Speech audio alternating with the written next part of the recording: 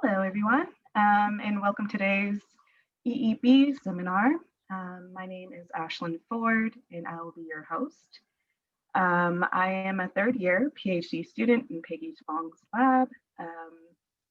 And quick side note, I will be talking a little bit about the questions after the seminar.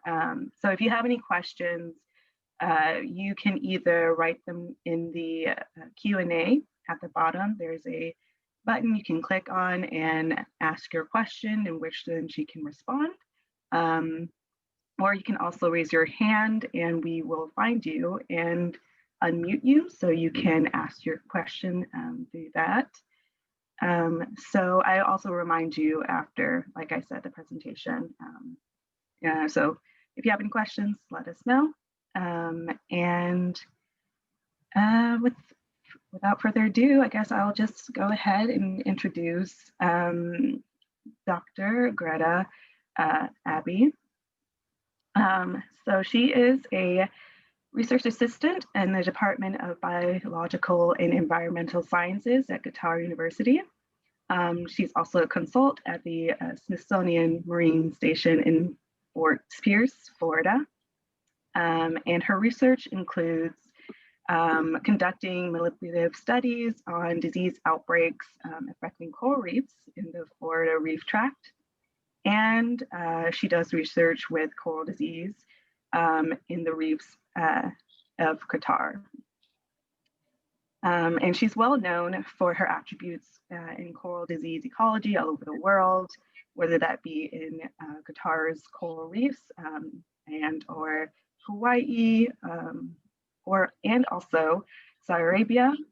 She also collaborated with marine labs in India, conducting preliminary disease surveys in the Gulf of Mannar, which resulted in the first report of clad in the Indian Ocean. And today she'll be talking with us about a coral disease outbreak in Florida. So please give a warm welcome to Dr. Greta Aeby. Thank you so much. All right, I will tell you about what is going on in Florida, and it's a sad story, but indeed it is interesting. So everybody can see my slide screen? Yes. Okay, all right. So in 2014, rapid tissue loss disease was noticed around the Miami region of Florida with this paper coming out here. And for those that aren't familiar with coral, this brown part is the live healthy stuff, and this white is where the tissue has recently sloughed off. And the extra white means that there hasn't been enough time between the tissue sloughing to allow algae or indolus to grow on that. So you know that this has just recently, within days, lost the tissue. This has a little bit of filamentous algae coming on, but not much. So really this coral has been dying only within the last week. That's how rapid this is. So as a disease ecologist or as a coral biologist, and you go out on the diving on this reef that you've been many times before, and you start seeing all those corals dying, what do you do? How do you even approach starting to study or understand something like this that is completely unknown? So understanding or investigating coral disease. Well, when you come across something like this, and this is same for COVID-19. Nothing is different between how we investigate disease in humans and how we investigate disease in corals. The first thing is you look for the spatial patterns of the disease, and that can tell you a lot. So you want to look, where is this disease occurring? Which coral species are affected? And how bad is the disease? Is this going to kill off these corals completely? Or is it going to kill a little bit off and stop? The disease will go away. So that would be how you would start this investigation of this outbreak, and that is how we did. And then after you know what you're facing in terms of the problem, who and where and how bad, then you can start to look at the ecology of the disease, such as looking at, is it infectious? If it is infectious, what type of pathogen might it be? How is it getting transmitted between colonies? Are there any differences in coral species in how easily they catch the disease, or how much mortality occurs with them? And this is the same with, we looked at in COVID. We knew it came from China. We know it's evolved from a bat. And we know once it gets out in the human population that there's some genotypes of humans that when they do get it, they're more likely to die than others. So it's the exact same concepts and application of ecology that we do in coral. And then we look for temporal patterns, such as is there any sort of seasonality? So some coral diseases like black band disease will become quite common in the summer months and then pretty much die back to nothing in the winter months. So knowing this, these are all the things, all the questions you want to start asking as you try and figure out a particular disease. And then there's usually environmental cofactors which can amplify or make the disease worse or not, make transmission more easy or increase the virulence of that pathogen. So those are also things that you're going to want to start looking at. So for this particular disease, the first thing you want to note, everywhere there's green is where there are monitoring programs. So that is fortuitous because there are already people that periodically go out on the Florida reefs and check to see how their reefs are doing.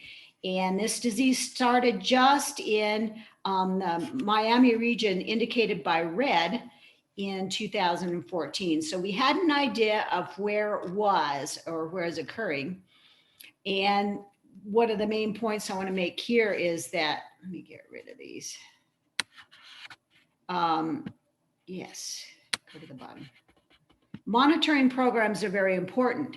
Now, I've done a whole lot of work in Hawaii with coral reefs, and there's a lot of different islands. There's 8 main Hawaiian islands that humans live on, and there's only regular monitoring programs on 2 of those. So if this disease outbreak had occurred on Hawaii, we wouldn't have been able to even say really where is it, because nobody's out there looking. So monitoring programs for understanding health are very, very important.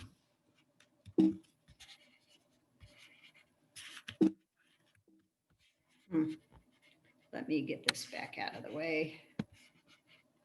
Okay, it's not responding. Okay. From those initial surveys, from those monitoring programs, we did find that a lot of species were impacted by this disease.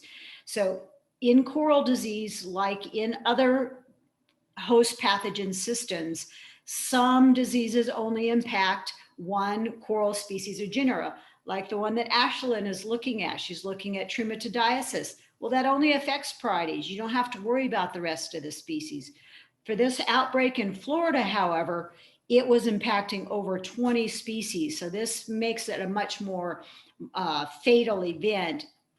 And one of the things we did note is that the morphology of the lesions, so the lesions are these areas where the tissue is sloughing off.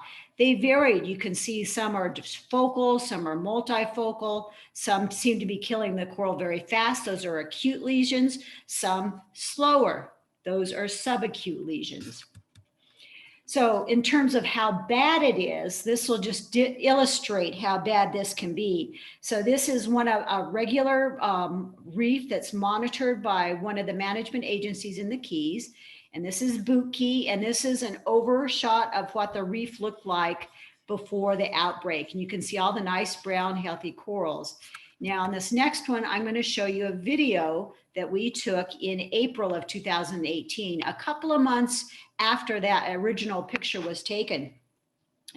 And every time you see a white shape that looks like it used to be coral, but there's not a lot of algae on it, that indicates that that coral has died within the last couple of weeks.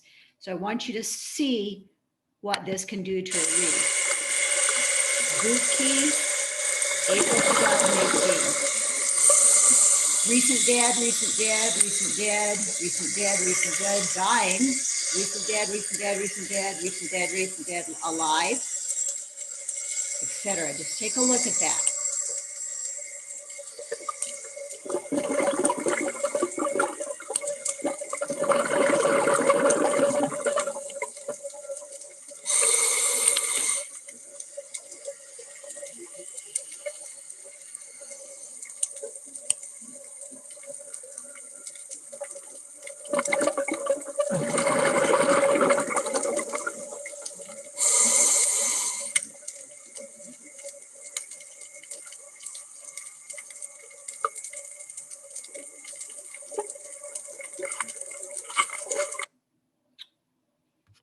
Holy crap. So I was out on that dive. This is one of their regular monitoring sites. And what we see is massive mortality of corals within the last month. It was a sight to behold. So we know where, we know who, and we know how bad this disease can be. So now I'm a disease ecologist. So I come in, and what my job is try to start to understand the other components. How is it transmitted? What's causing it, etc. Now, the field of disease ecology is trying to look at the interaction between the host, the pathogen, and the environment, because it's only under certain circumstances that disease is actually going to occur, and especially occur outbreak levels. So, for example, just because somebody with a cold sneezes on you and sneezes rhinovirus onto your face, that doesn't mean necessarily you have the host, you have the pathogen, but doesn't necessarily mean you're going to get that cold. It depends on the infectious dose. How is your immune system doing at that time, et cetera. There's a lot of factors that come into play that will determine whether or not you get sick when they sneeze on you. So it's not just a host and a pathogen. It's this three-way, what we call the triad of disease causation. So to understand a disease outbreak like this, especially when it's a complete unknown, nothing is known about it, you have to know something about the host. You need to know something about the pathogens, and you need to know something about the environment within which this problem is arising. And so that's my job as a disease ecologist, to start chipping away at all of these questions. So, as I said, the disease started in 2014, but Florida and the people out there, aside from the monitoring, they did not start studying this disease until we were all brought together in 2017, okay? First noted in 2014, really first started the studies not till 2017. So that red indicates where the disease was in 2014. So I wanna show you the spread of this disease from the inception to when we started to study it. So here's 14, just watch the red, 15, 16, 17. So this was the first mistake. That's a lot of disease spread, a lot of dead coral before we even started to understand this. So the first thing to make a note here, take home message, is if you do have a disease outbreak, you need to respond to it pretty quickly and start to understand it. Because as we all know, research takes a lot of time. So the sooner you can get started, the better. And just to show you the timeline, that was 2017 when we started our study. It's in the Upper Keys there. You see here, Upper Keys, 18, 19. So now pretty much the entire Florida Reef Tract has been impacted by this disease. So that is not a good thing, because these coral reefs were not in good shape to start with. They've already been degraded by water pollution, sewage leakage, overfishing, a whole bunch of tourists, etc. So the anthropogenic stresses on these reefs have been intense. And so coral populations have been declining through time anyway, quite badly. And so for this to hit these reefs on top of all of the human crap, not good. So 2017, I went out to the Smithsonian Marine Station in Fort Pierce, Florida, and Valerie Paul was the director of the lab, and she was gracious enough to let us do our studies in this lab. Now, when you study coral disease, you need a whole team. This is Blake Ushijima. He's a pathogen specialist with coral. You need microbiologists, you need molecular biologists, you need coral ecologists, you need histopathologists. You need a whole team of people working together to try and understand that. So that's another take-home message with any sort of disease outbreak, as a team approach is needed. So we started our studies back in 2017 working on subacute tissue loss in this large polyp coral here, Montastria cavernosa. And subacute meaning it's progressively killing the coral, but not as fast as some of the other lesions that we saw. And we, in order to start figuring out the ecology of this disease, of which we know nothing about, we knew nothing. All we knew is it killed a lot of coral and was a tissue loss disease. So the first thing we did was we started with Aquaria studies, so transmission experiments to see if indeed it was infectious. Sometimes when you have a coral reef environment, you can have massive environmental assaults that can mimic disease. In Kaneohe Bay, where I was at the Hawaii Institute of Marine Biology, we had a massive rainfall. And when we went out looking at the reefs after that, we saw this massive die-off on the corals. And if you hadn't realized that it was a lot of rain, you might have thought, oh my gosh, this is some disease problem. But it wasn't. It was die-off from freshwater flushing. So you want to always confirm that what you think is disease indeed is disease. Also, how is it being transmitted?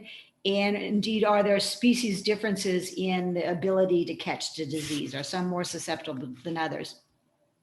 We also used a therapeutic approach, diagnosis approach, to try to figure out what type of pathogen might be causing this disease.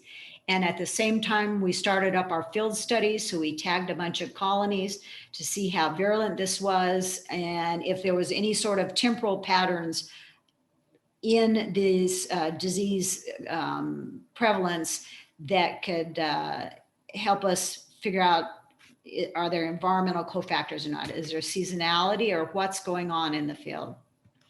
So with our transmission experiments, this is our setup at Fort Pierce. When you work with disease, you have to be very careful because you don't want to be spreading it around. So you have to have a lot more controlled experiments than you would. You notice these are all replicate aquaria. They're in a water table that is temperature controlled. So when we take the fragment out of the field, we're taking it out of the environment which caused the disease, and when we control for everything except for the one thing in question there. Notice the lids on all of them because we don't want any water splashing that might carry some pathogens, etc. And we wanted to look at the three different components. Our experimental design, which we repeated a couple, so I'll explain it the first time. The red X is indicating a coral with a lesion like this. And you notice you'll have, we wanted to look at two different species here. So you have one fragment touching a diseased coral to see if it's transmitted via direct contact, and another fragment of from the same colony. So these are genetically identical, that is in the water but not touching. In other words, could it be waterborne? And then you have a control tank for this one that's identical except for the diseased piece has been replaced with a healthy piece of the same species. And all four of these coral fragments are from the same colony. So with coral, we're able to control for genotype, and that really strengthens what we can do. Now, this is to control for aggressive interactions among corals, because corals do fight with each other. So just because you see a lesion develop doesn't mean necessarily that it got disease. That could just have been the sweeper tentacles going out and killing that coral. So we want to control for that. And for this experiment, we looked at the diseased fragment was cavernosa, and we used for the healthy ones, cavernosa itself just is it infectious. And then we also tested it with another species to look for species differences in susceptibility. And again, this fragment here was cut in half, and each of these species got the same, a half of each. So we're controlling for the degree of activity in this coral fragment. So that's something we coral people are lucky we can control for. The fragment that was brought in, and then genetically identical ones in the control and the experimental tanks. So we had 8 pairs set up for each species and had a duration of 12 days. We did the exact same thing, only this time, again, repeated it with cavernosa with a different species, Parietes asteroides. Again, just looking for differences in species specific susceptibility. And what did we find? Well, to give you an example of what it looks like, this is the disease fragment that we used. Here was a touching piece on day 1 or day 0, and here was the non-touching fragment on day 0. And here is what they look like 4 days later. And you can see that this disease line has progressed. So this is an active piece. It is actively progressing. We see a lesion starting and starting to spread with the touching. And in this case, we didn't see any lesion develop. So that's kind of visually what we're looking at there. All in all, transmission to Orbicella faviolata. So this smaller pulp species, we did see lesion development in 100% of the fragments. So everyone that was touching got a disease lesion that continued to progress, and 40% of the ones that were in the water but not touching. So we are seeing that it is infectious both through direct contact and in the water. With its own species, we see a lower susceptibility, even with the touching, about 30% versus 5%, and with the Parietes, couldn't get it to catch it all, even the directly touching. Now with the Parietes, we did see aggression. We saw lesions start, but anytime you do an experiment like this between corals, once you see that lesion start, you need to remove contact and make sure that lesion progresses. Because if it doesn't progress, then it's probably not disease. And in this case, see a lesion, I got all excited. Ooh, it's susceptible. Remove contact on July 31. By August 9th, that was completely healing. They all healed up beautifully. So in this species, couldn't get it to catch it at all. So for disease in cavernosa, what we found that it was infectious, both direct contact and through the water column. And we did see differences among species in the ability to catch this disease. Now, as I said before, we had lesion morphologies that differ. So then we had worked on the subacute lesions. We wanted to work on some of these more acute lesions to see if we found the same pattern. So for our diseased one, we used this coral species here, Copophilia natans, that had pretty acute tissue loss. Did the exact same experiment, but here we used cavernosa again, because I wanted to compare, same species. And then a different species, again, for susceptibility, same experimental design.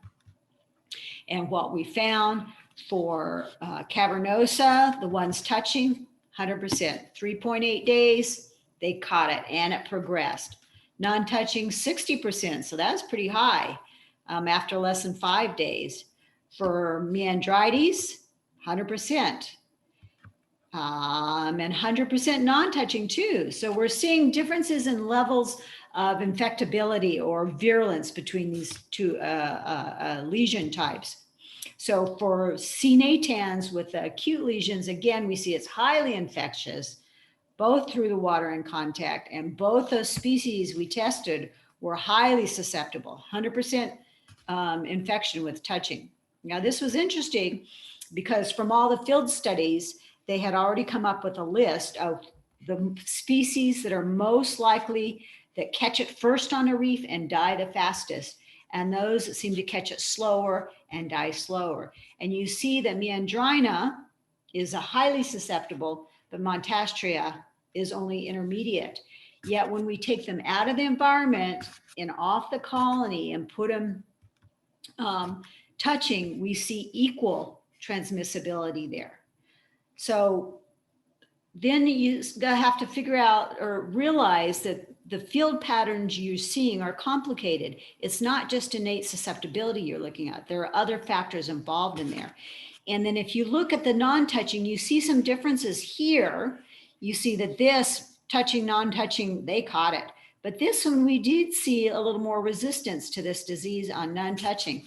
Then you take a look at their colonies in the field. And you see cavernosa are these large polyps, smooth mounding corals, whereas the meandrinids tend to be flatter colonies with these deep valleys in them. So you have to think about transmission. If it's transmitted through the water column, you're going to have pathogens of some sort floating in and settling out. Well, if they settle out on a colony like this, what corals do when anything settles on them, sediment or settling organism, is they'll secrete a great deal of mucus and slough that stuff back off. It's energetically expensive, but they can do that. But when you have a colony morphology like this, it's flatter, because here you've got gravity kind of helping to push stuff down. You've got a flatter morphology and you have these deep valleys. So if a pathogen did land into it, then it would be a lot harder for it to eject it or get rid of it. So one of the things, take-home messages is that when you look at field patterns, that doesn't necessarily translate to innate susceptibility. There may be other factors involved out in the field that are affecting the field patterns that you look at. The other interesting thing is that we did test cavernosa, same species, with the subacute and acute lesions, right? So now, if you look at this, 30% versus 100, 10% versus 60. So those two lesion types had differences in transmission success. Does that mean they're caused by different pathogens? Could it be, what's the story there? So one of the other take-home messages I want to leave with you in terms of understanding disease ecology is that it is a layered process, and you have to start at the bottom and step by step start to build your understanding of these disease processes. And you can't get to these layers until you've done the research and the work to understand the other ones there. So we know it's infectious, and so the next step was, what might the pathogen be? And we had already done histology on these samples, both acute and subacute, and we'd ruled out larger pathogens such as fungal infections or ciliates and others, which left potentially virus or bacterial infections. So one way to try to just discriminate between these two was the therapeutic diagnosis. So basically we use antibiotics, and this is the work by Dr. Blake Ushijima, who just accepted a position at the University of North Carolina at Wilmington. So I'm very proud of him. He's an assistant professor now. So basically, if you treat a disease with antibiotics and it cures it, it's very likely that it's a bacterial infection. If you treat a disease with antibiotics and it doesn't cure it, it could be viral. It could be that you're using the wrong antibiotics, right? When we get sick and we get the doctor prescribes an antibiotic and it doesn't work, the next thing he does is try a different type. So it's not an exact science, but it can start pointing you down the road one way or the other. So that's your therapeutic diagnosis. And the way Blake does this is, again, he gets a single fragment that's diseased and he cuts it in half. Half is going to be used as a control, no antibiotics added, and the other half he'll put antibiotics in it. Everything else is controlled, water temperature, light, blah, blah, blah. So all the other environments are controlled. He set up 32 pairs of cavernosa, this type of coral with the subacutes, and then he looked to see if the controls progress. Now, if they don't progress, the controls, then you can say, well, the disease state was not active or it was altered with all this handling that we were giving it. But if it did progress, then you could then use it to compare to see whether treatment with antibiotics worked. And of those 32 pairs, there were 13 pairs where the controls progressed that we could use. And this is just a pictorial to show you what it would look like. The top is your control piece through time, day 0 to day 4, and you see a progressive lesion. There's no tissue left. And with antibiotics, day 0, day 4, really no progression happened. So all in all, 12 out of the 13 pairs, disease was arrested. So that told us that bacterial agents were involved with the disease process. He did the same thing with acute lesions, 3 of 3 arrested in this species. And in this species, 5 of the 8 fragments were arrested. So we definitely know that bacterial agents are involved, at least in disease progression.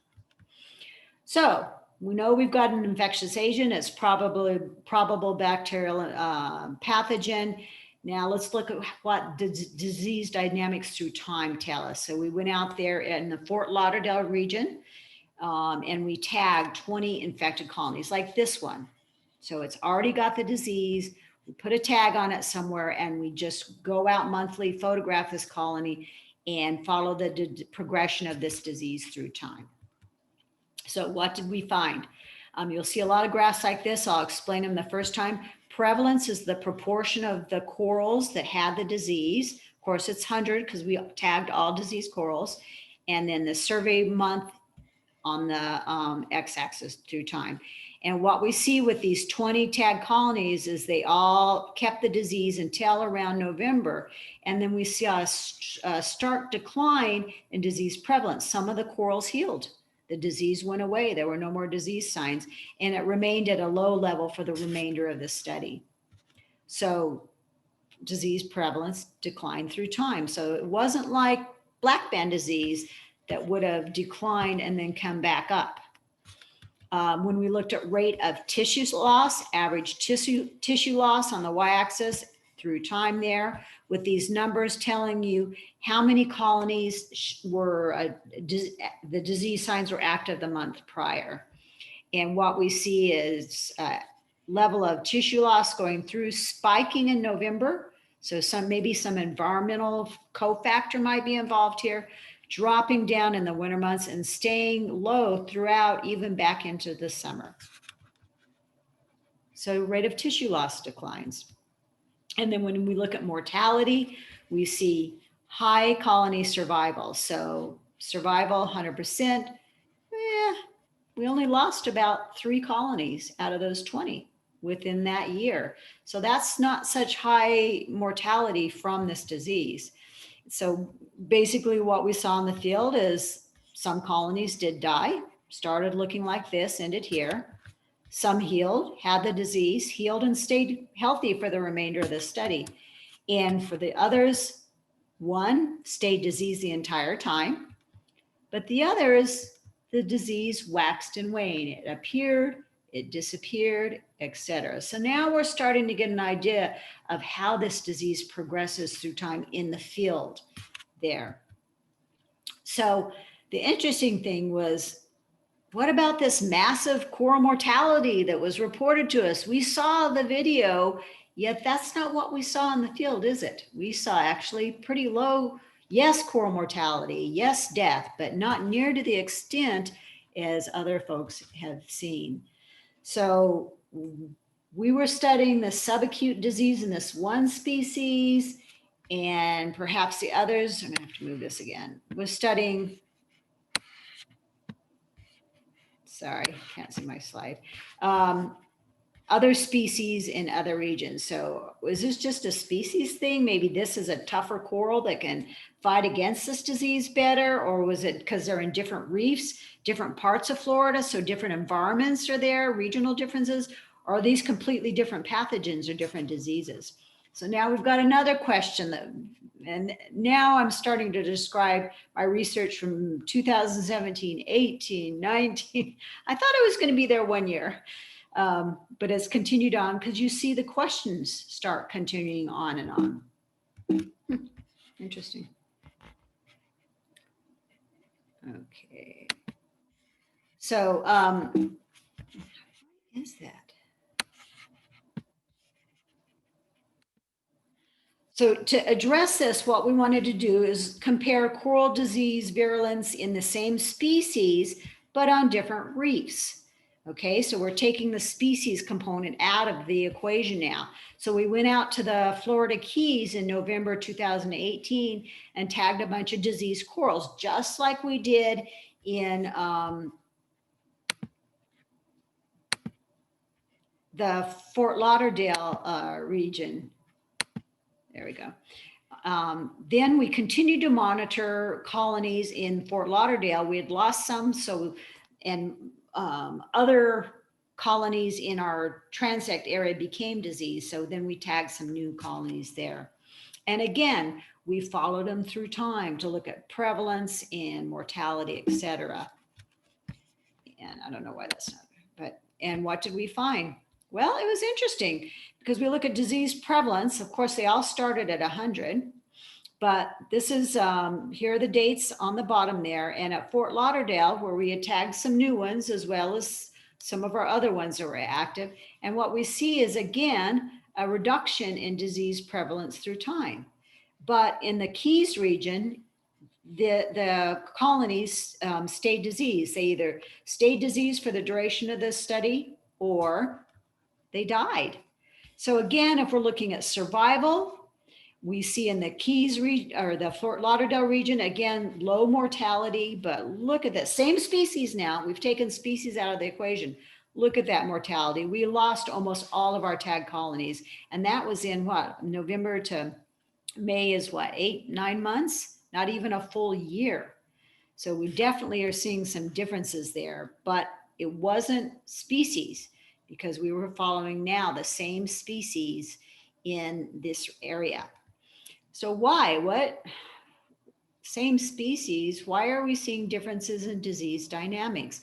So you start by looking at the what is the spatial patterns, and you transfer to looking at the why. What is causing? What are the underlying processes that are producing these patterns that we're seeing in the field? Was it just environmental differences? Is there something about Fort Lauderdale that those corals are able to withstand that disease better than corals in the Keys? Or is it just the corals in Fort Lauderdale genetically are somehow different and that allows them to fight it off on that? Are the pathogens perhaps different, or have they changed as it's gone down the Florida Keys? Or are we just looking at changes in the dynamics of this disease through time? Because one thing that does differ is that the disease appeared in the Fort Lauderdale region back in 2014-15, and we didn't tag colonies till 17. Okay, so we're further down in the disease, temporally in the disease there, but at Luke Key, it appeared in 2018, which is when we went out and tagged it. So now that temporal component of pathogenesis differs between those. So what is going on with that? Well, the first thing we did is look at the potential differences in pathogens. So we did the exact same experiment, but the diseased coral was, one of them was from the Keys. The fragment was from the Keys because this was killing the coral really fast. So if the pathogen might be different or just more virulent for whatever reason, you'd expect much faster transmission in this aquaria compared to the coral fragments that we collected from Fort Lauderdale. And again, these healthy fragments were genetically identical. So we did this transmission experiment to see if maybe there's some differences in pathogen. What did we find? Both in cavernosa, of course, species the same. Well, Fort Lauderdale at the top, we see genetically identical pieces on day 0. Fort Lauderdale corals, Keys, touching a Fort Lauderdale diseased one, touching a Keys diseased one. And we found about 45% rate of transmission here with the Fort Lauderdales, and with the Keys, 27. Wait, what? But the disease progressed so much faster in the Keys. How could the transmission, this is actually not statistically significant. So this would be similar rates of transmission between these two areas where the tissue loss in the field was so much different. So that was making me think maybe it is the same pathogen but either the environmental components differ enough that the virulence differs, or some other thing is going on that. But you can see both did get the lesions that progressed. So I don't think the pathogen's necessarily different, but one thing I was curious about was this dynamics through time, where we're looking at an after picture here, meaning the pathogen has already changed, and here we're just catching it. So to try and look at this, what we did is we continued to follow our colonies in Fort Lauderdale. We'll continue to follow our colonies here, and we set up another site where the disease just started in 2019. So there was our Fort Lauderdale, our Lew Key site, and our Haslam Reef site. So now we are following colonies where we know that the temporal component of disease pathogenesis differs. And what did we find when we did that? The first thing we noted is when we tagged these colonies that the lesion morphology differed between lesions. So some lesions were just bleached spots like this with no active tissue loss. And most of the Fort Lauderdales were looking like this. But some were this subacute tissue loss with this kind of bleached band here. And there was some in Fort Lauderdale and some in Lew Key. And in Fort Lauderdale, very few acute, but in Lew Key, initially it was this just acute tissue loss. So that was where these two that we had been following started in 2018. Okay, so now we're going to 2019, and how does this all change? Well, start first with disease prevalence. This was our Fort Lauderdale in 2017. I've shown you this data where it stayed low. We found a little spike, and sure enough, it went back down, just like we've seen. This was Lew Key the first year. You saw that data. It stayed, all the tag colonies stayed diseased or died. Second year, same reef, new colonies at the same reef, and we see a pattern similar to Fort Lauderdale, that disease prevalence dropping through time. So a lot of these corals were healing from this disease, or the lesions were showing. And that new one that we set up, similar to what we saw initially here too, corals stayed diseased. When we looked at the lesion morphologies, we see a shifting. Fort Lauderdale, when we first went out there in 2017, we saw a lot of tissue loss with a bleach zone, these guys, little bit of the others, just the bleaching or just the acute. By 2019, the 19 study, we see a shift with it predominantly bleach spots with just some of this. Our Lew Key site, 2018, it was predominantly this with a little bit of this. But in 2019, look what's occurring. Now we're seeing a shift to these bleach spots without the tissue loss.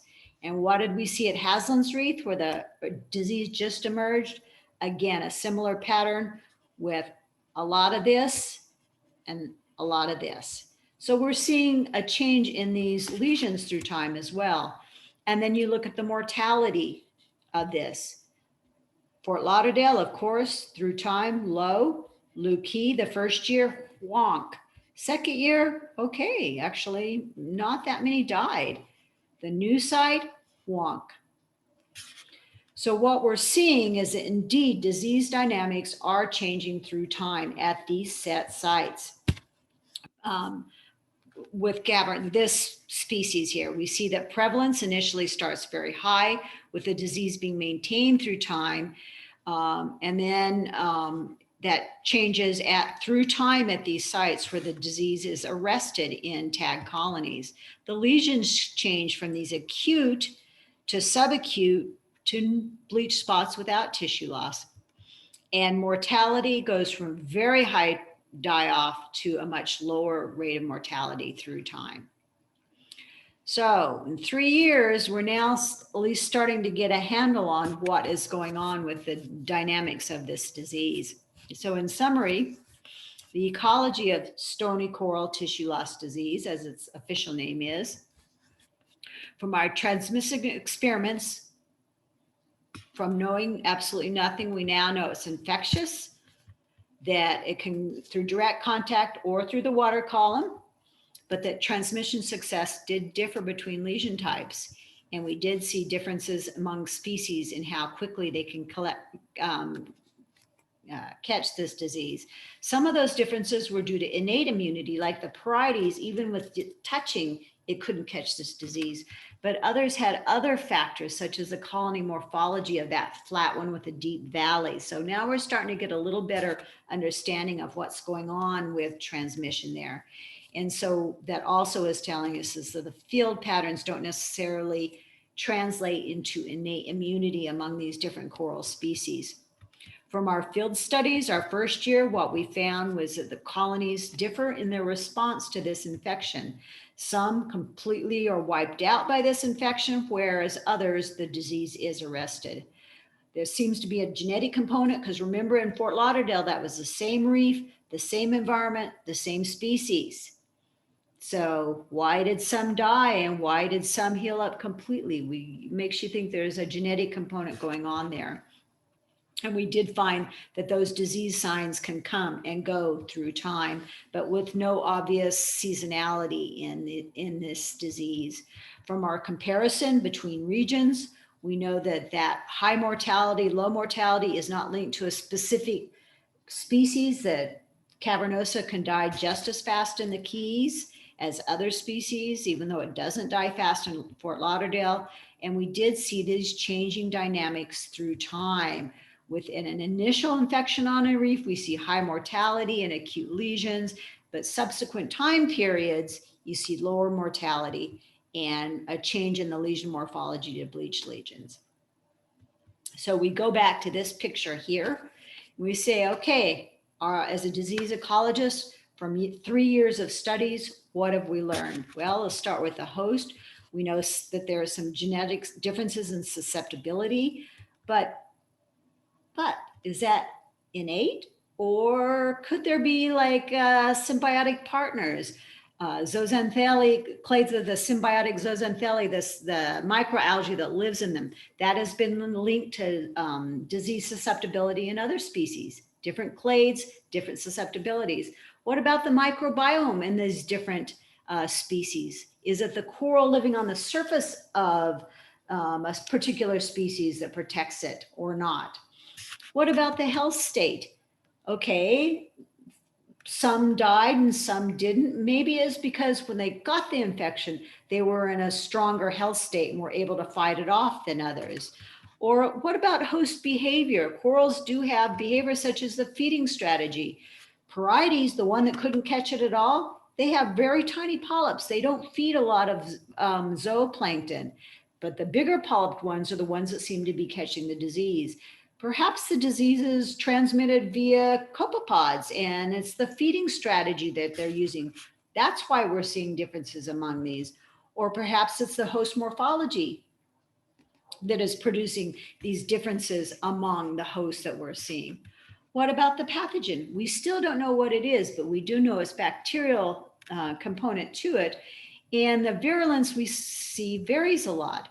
Now, is that changing dynamics we saw in the field? Is that perhaps an evolutionary response? Bacteria have very, very, very short generations time and evolution can proceed very rapidly. Is this a host pathogen dynamics we're starting to see? And the mode of transmission, we know how it direct in through the water, but are there also vectors involved? We see fish feeding on those lesions in the field. We see fireworms feeding on those lesions in the field.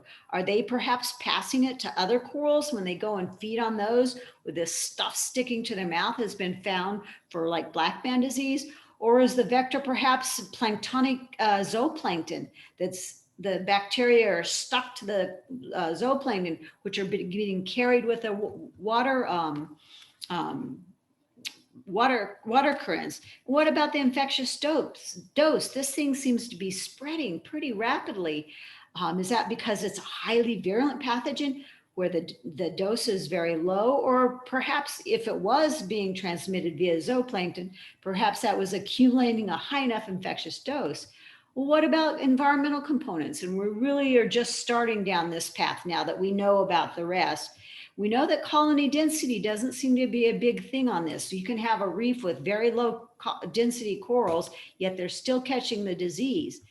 And we know that temperature, there was no seasonality, but we are hearing reports that temperature stress is actually shutting down the disease. So when there's a bleaching stress, that has not been tested yet though. So that's one of the next things we need to look at, not general temperature, but temperature stress.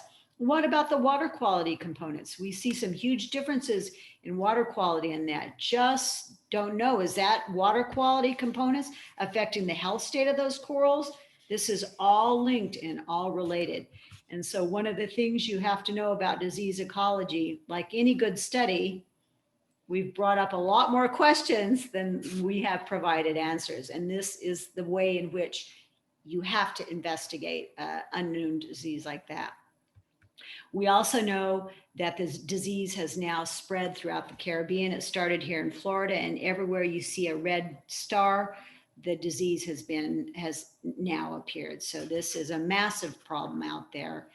And the more we can learn about it, the more we can make wise management decisions. Like they're talking about disease treatments. We kind of need to know what the pathogen is and what are the susceptible species and what's the best way to treat them. Okay, you want to do outplanting to get the recover the reefs. Which species would we put out? Why put species back out that are just going to catch it and die real fast again from it? So all of this is related, the management, the conservation, and the biology and the ecology of this disease. And with that, I will stop and entertain questions. Thank you so much for listening. I appreciate it. Okay, I see. How do you want to do this? I was just going to remind everyone, if you have a question, either raise your hand and or put it in the Q&A, and then you can either go back and forth or we can click on people. It's up to you. Did you know that Qatar has the second largest whale shark population in the world? No, I did not. I didn't know. Cool. Huh. Cool. Wow. There's a couple of hands. You can and a Q&A for you if you want to. Just click on the person by, oh, you have to unmute their microphone. Yes. I'll start with, I guess, Kelsey here. Hi, this is actually Ana Gomez. I'm watching this with Kelsey. We're together.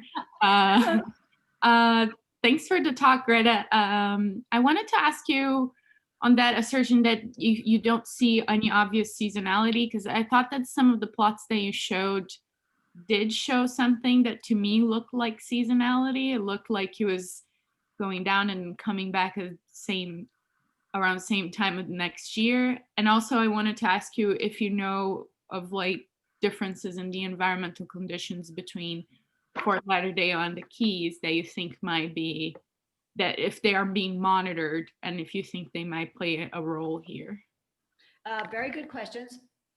The disease, the longest running series we have is Fort Lauderdale, and we did see it coming back up, but it wasn't coming back up in the same time period that we see. We're constrained by the fact we started it in July, right? So we would have expected it to come back up in the summer months because it was all over that reef when we got out there in July.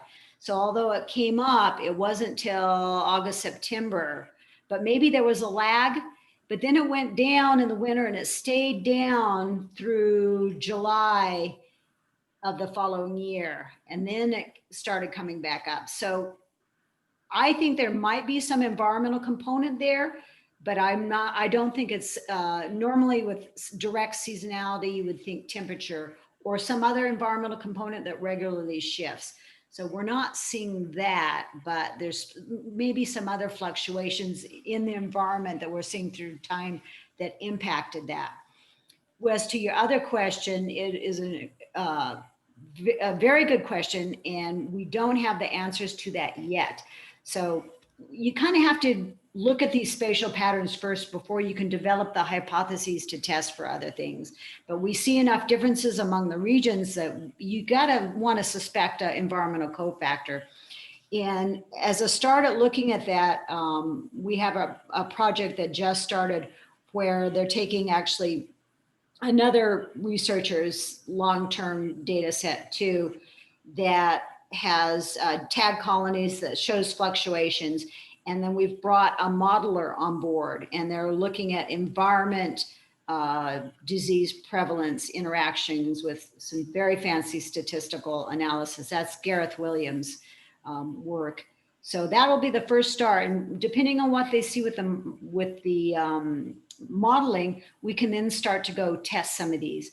So, you know, I'm not seeing it with any just summer versus winter temperatures, but what about temperature stresses? Is it a hot stress or even a cold stress that causes it? Or is it water quality?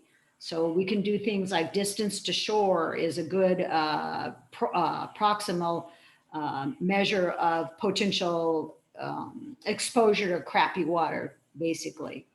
But I would suspect there is some environmental components. The other thing that we're doing is I'm also working with some folks on this disease in Turks and Caicos, where the water quality is much better than Florida. So, you know, I've helped them, I've kind of trained them up and helped them tag colonies. And I'll be very curious to see if they see some of the similar patterns in a much cleaner water situation. So regional comparisons are going to start to become very important to try to figure this out. Thank you. All right. And then I think Peggy put her hand down, but she had a question. If it is started in Miami, how did it travel up current?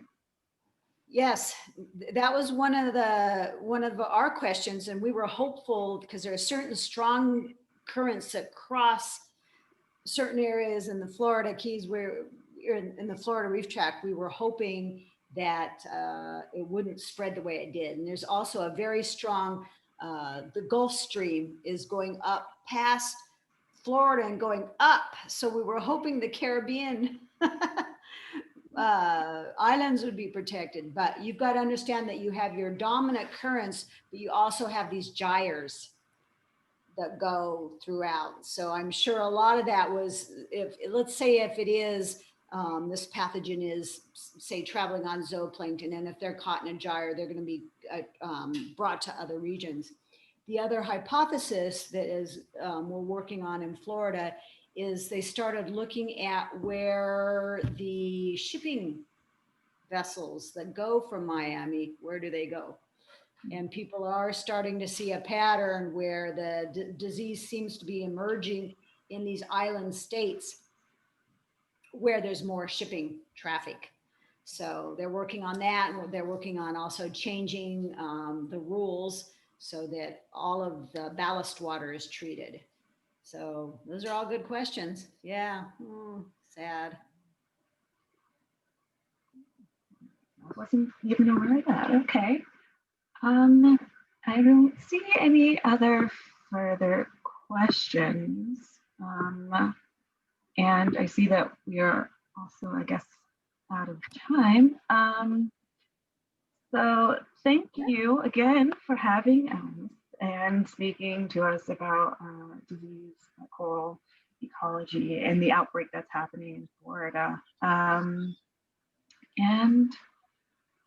If there's no other further questions, then I guess everyone is free to go. Or right. Thank you so much, you guys. I was honored to be asked to present this, and that's your country. So yeah. We should know about this, right? A lot of times, unless you live by the coral reefs, you're not aware of what's going on. But anyway, all right. Thank you very much.